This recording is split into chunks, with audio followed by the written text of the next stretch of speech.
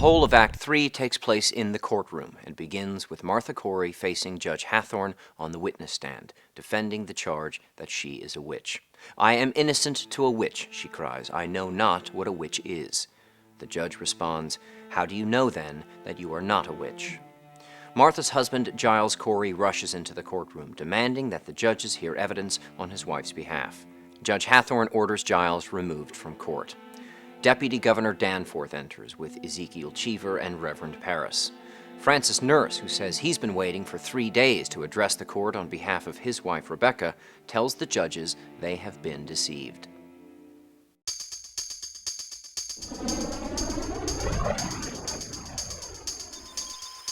There are few better examples of hypocrisy in the Crucible than here in the first scene of Act 3.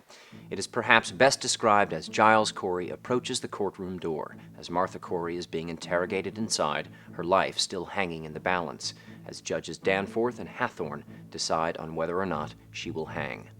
In an attempt to save his wife and reveal the truth, Giles bellows, "Out of my way, Herrick, I bring evidence." To which Herrick replies, "You cannot go in there, Giles. It is a court." Herrick unwittingly admits that in this court there is no place for evidence. Judge Danforth, the imperious, self-righteous, and utterly by-the-book leader of the court, tells Giles in no uncertain terms that the court will not be bullied by his contemptuous riot.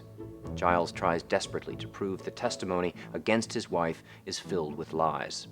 Danforth dismisses the claim and asks Corey, "Do you take it upon yourself to determine what this court shall believe and what it shall set aside?" Nowhere does the procedure in the courtroom seem to allow for actual evidence. In fact, it seems to have been set up with little regard for evidence at all. Francis Nurse swears to Danforth and Hathorne that he has evidence proving the court has been deceived. But instead of listening to testimony that would fundamentally call into question the trial, Danforth belittles Nurse and cites some 400 prisoners around the country he's committed to jail and 72 prisoners he's sending to the gallows, all evidence that his word is unimpeachable. One gets the feeling that Danforth is a sadist on a power trip.